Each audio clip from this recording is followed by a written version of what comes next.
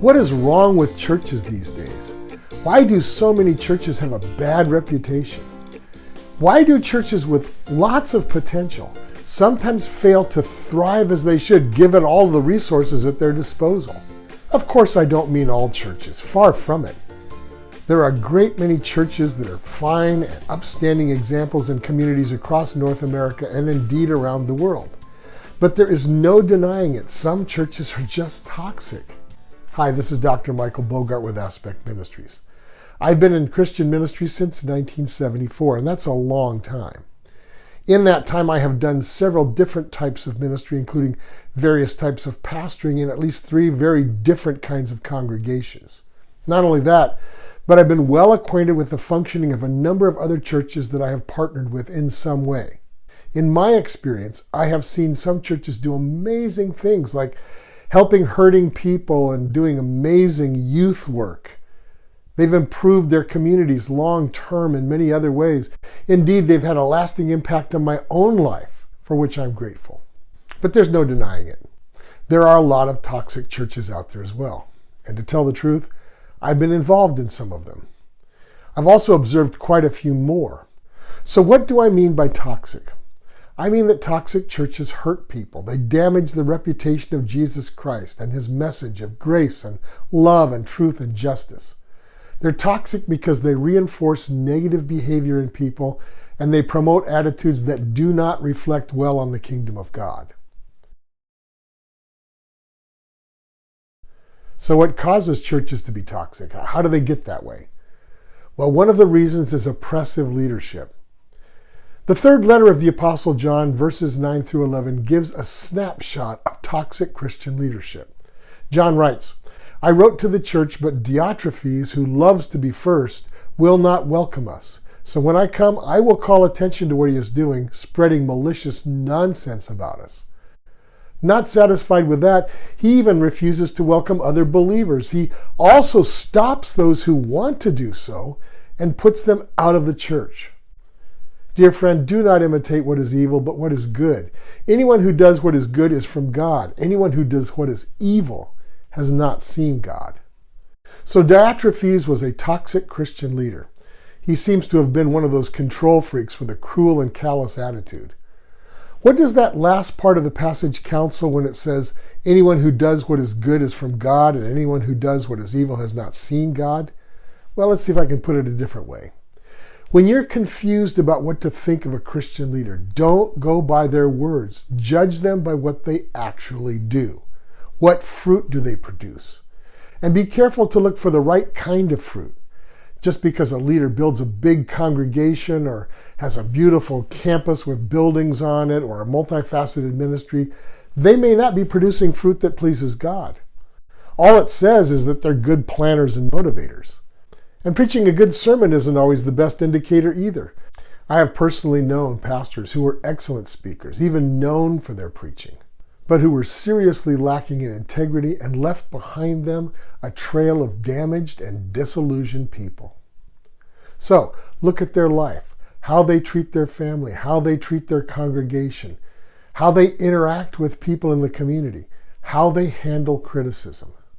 These things will tell you a lot about who they really are behind whatever public image they may project. Here are some things to be aware of in pastors and other Christian leaders who are toxic. Again, I am not suggesting that all Christian leaders are toxic. The vast majority, in my experience at least, are people who really want to serve the Lord and who do so often at their own personal sacrifice. Sure, they've got flaws. They struggle with wrong thoughts and desires like anybody else. But toxic? No.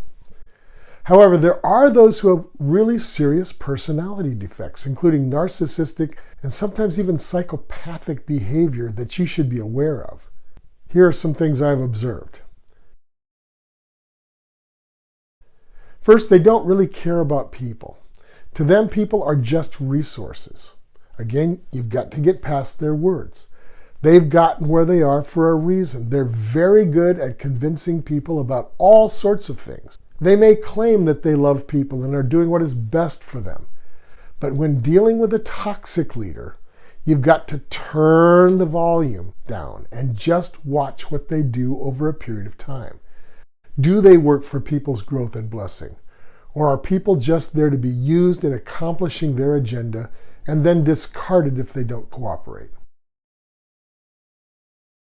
Then these leaders use a different standard for their own behavior. They're often very strict about applying scriptural principles or maybe institutional policies to those that they lead. But they're not so strict when it comes to living by those same principles themselves. There's a word for that: hypocrisy.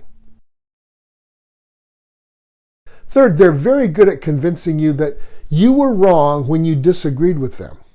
I believe the current term for that is gaslighting. Now, I knew a Christian leader once who, when challenged about something that didn't seem right, would very kindly and gently take the critic aside and calmly explain that they didn't see what they just saw. He would go on to gently convince them that they had problems with their perception of reality and that they had a judgmental spirit, and that he would be praying for them. If he couldn't immediately convince the person of their flawed thinking, he would resort to reprimand. He would tell them, "You don't get to think that way." Really? People don't have the right to think in ways that don't line up with your views? That's narcissism, my friend. Fourth, they don't deal with criticism in a balanced way. Usually they respond with anger. "How dare you criticize me?" Or they just ignore critics altogether. They refuse to return phone calls. They may instruct secretaries and associates to shield them from people who have questions. I've heard of pastors threatening to fire any staff who even talks with people who have questions, whether legitimate or not. I've heard sermons that include accounts from the pulpit about the unjust criticisms that the pastor has received and warnings to avoid those crazy people who promote them. Next, they tend to have minions as their inner circle. The flip side of avoiding criticism is to surround yourself only with people who agree with you and who are willing to carry out plans without question. These minions usually fall into two groups. There are the die-hard loyalists who will serve to the bitter end, and they'll find creative ways of explaining away the toxic behavior. Then there are the people who do serve for a time, but they get burned out and bitter at being discarded when they can no longer function at the level that the leader demands. They consolidate power around themselves. These leaders usually are busy restructuring the way the church or ministry does business. Now, it's true. New leadership often needs to do some restructuring in order to correct inefficient or inappropriate ways of operating. I get that. But the toxic leader's motives always include restructuring in order to gain all power in themselves. No decision of any importance can be made by anyone but themselves. No committee or group will be left in place to offer any challenge or obstacle to their plans. Finally, they may have a secret life. I have known of leaders who find ways of getting money that doesn't belong to them. I've known of situations where the leader is seriously involved in addictive behaviors. And I've known of pastors who were well known for their powerful ministries, but who abused family members and carried on sexual affairs while at the same time receiving awards for their contribution to the community. Sometimes it almost makes you despair.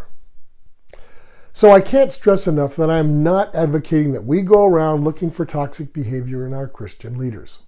As a Christian leader myself, I know that I fail. I know that I don't always live up to what I preach.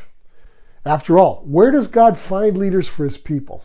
Well, it's among those who, like everyone, have feet of clay.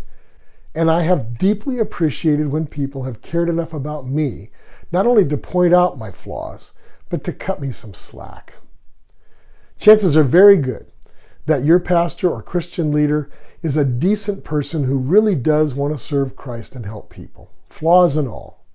But if you find yourself confused and troubled over time by someone in Christian leadership, maybe these insights can help. Now, what you do about it will be the subject of another video. This is Dr. Michael Bogart with Aspect Ministries. See you next time.